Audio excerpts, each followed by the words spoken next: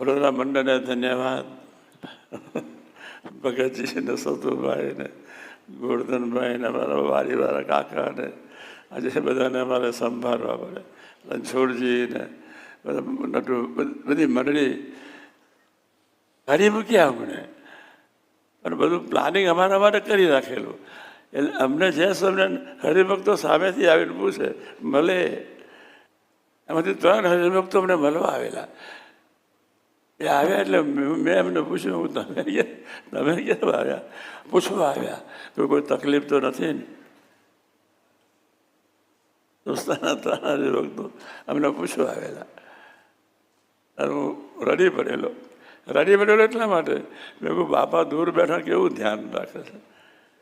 આપણું ધ્યાન સ્વામી રાખવાના, જ પણ કોઈને માથાકૂટમાં પડતા નહીં.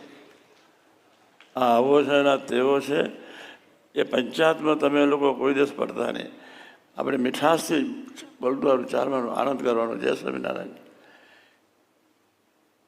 અભાવ કોને, એના જેવું કોઈ પાપ નહીં.